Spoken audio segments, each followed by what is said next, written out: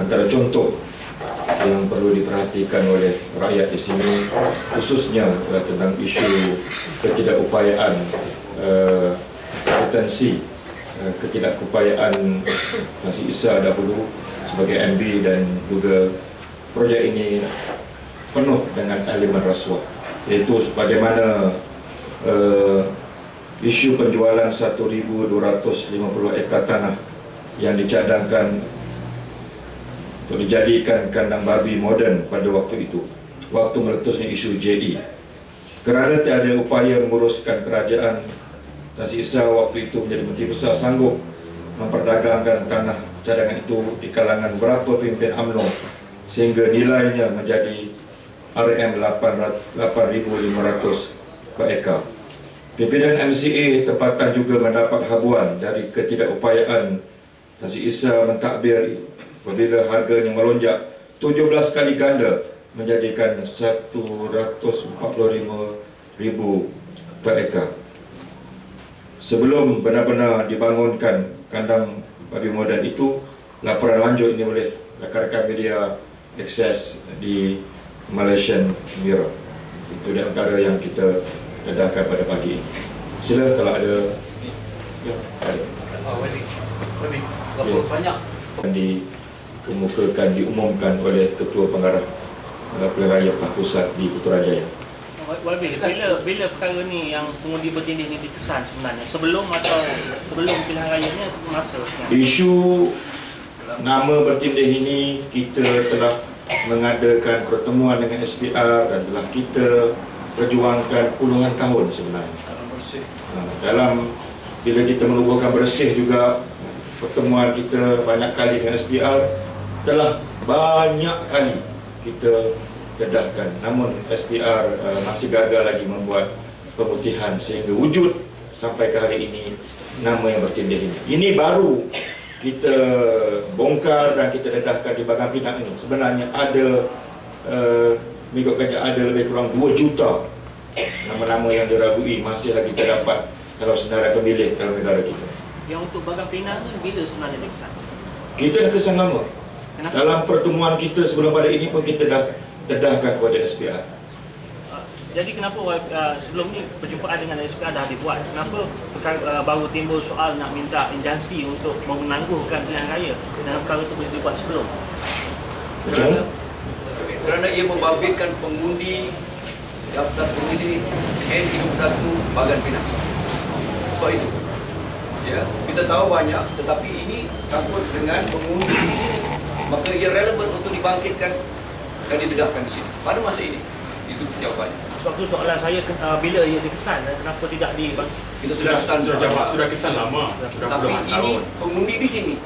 Ini pengundi dalam daftar pemilih N31. Maka inilah waktu yang paling wajar, yang paling tepat untuk kita dedah. N31 baru dikesan maknanya. Sudah lama.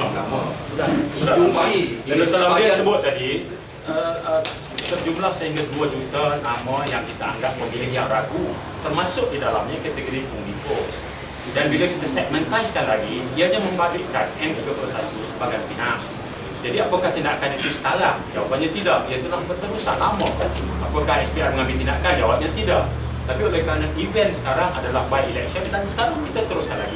Jika SPR gagal membersihkan nama itu, maka perkara ini akan dibawa seperti mana YB cakap tadi? Ya, kita sedang mempertimbangkan suatu action untuk kita buat satu tindakan berdasarkan kepada nasihat panel guaman kita. Ya. Sekarang kita sedang memikirkan perkara itu. Kita anticipate. Sebab pertemuan nanti baru kita akan bincang dan putuskan. Ya. Ada satu perkara lagi berkaitan dengan UNIPOS ni.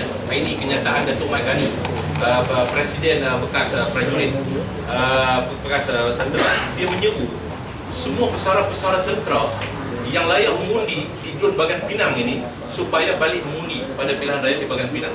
Ini bermakna bahawa pengakuan Datuk Mat Ghani bahawa ada tentera yang sudah bersara masih lagi mempunyai senarai nama mereka di dalam daftar pemilih di Dun Bagan Pinang.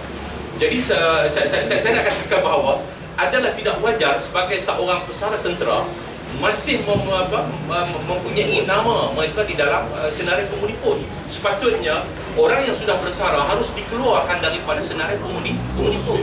Tapi macam mana YB tahu yang nama yang Datuk Rani cakap tu terkandung dalam pengundi pos? Bukan Ini pengakuan dia dalam bernama, laporan bernama. Hari ini kau Ayub daripada bernama. Hari ini laporan bernama BlackBerry. Saya link apa nama dengan Tapi bernama. maksud saya macam mana? Jadi saya nak katakan bahawa ini pengakuan dia. Datuk Muhammad Ghani menyeru mereka ini balik mengundi. Pengundi Pesara-pesara yang ada dalam senarai pengundi pos. Ini pengakuan dia. Pesara. Ya, yes, pesara. Sebab dia mengaku, dia kata ramai pesara-pesara bila mereka bersara mereka tidak tukar nama mereka kepada pengundi biasa. Bermakna bahawa masih terdapat orang yang sudah bersara, senarai mereka masih ada dalam pengundi pos. Jadi isu dia tuan-tuan ialah betulkah mereka itu akan balik mengundi ataupun ada orang yang akan membuang undi bagi pihak mereka. Sedangkan mereka sudah berada di Hulu Kelantan sekarang ni, sudah bersara. Itu isu yang kita perjuangkan, yang Pakatan Rakyat perjuangkan, supaya SPR membersihkan daftar pemilih ini. Nah, ini pengakuan tadi yang hormat Datuk Mahfud dapat secara online daripada bernama. Jadi itu menunjukkan. Tapi dalam hal ini nak berkempen, tetapi mendedahkan tebelang betapa besarnya penyelewengan undi pos ini sebenarnya yang kita akan terus perjuangkan untuk masa depan demokrasi dalam negara kita. Katanya mengenai spanduk dengan papan tanda. PAS dah minta papan tanda BN yang cakap tolak PAS semua kan supaya diturunkan. Tapi di AP dan PTR dia pertahankan lagi papan tanda yang dia naikkan macam BN Salim tu dipertahankan. Dia memang semalam pihak penguasa SPR telah datang ke bilik rakan DAP dan dia minta kita tanggalkan billboard kita yang slogan itu ialah tolak BN Zalim. Saya tidak membenarkan kuasa SPR. Dia minta saya turunkan. Saya kata kita tidak akan turunkan sebab itu kenyataan. Sebab dua isu yang kita bawa dalam billboard itu, yang pertamanya isu Kugan, yang kedua isu Teo Beng Hok. Kedua-duanya isu yang telah berlaku. Itu bukan kita reka, itu isu yang benar. Jadi apa yang menjadi sensitif? Dia kata itu isu sensitif. Saya kata apa definisi sensitif itu? Itu isu yang telah berlaku. Jadi tak ada sebab kita untuk tanggalkan. How does it contribute with the guideline set up? Apa guideline? Tak ada guideline pun. Tak ada guideline pada SPR. Tak ada guideline daripada SPR. Apa dia guideline kepada kita? Allow me to rephrase. Ya. Daripada PAS dia minta SPR turunkan papan tanda daripada BN tolak PAS. Dia ada PAS dalam tu Antaranya dan papan tanda di AP pun ada BN Zalim. BN Zalim betul. PAS tak buat pembangunan tak betul. Di Kelantan banyak pembangunan daripada Seremban. Itu adalah tuduhan. Tuduhan kita punya itu ialah kenyataan. Itu yang bezanya.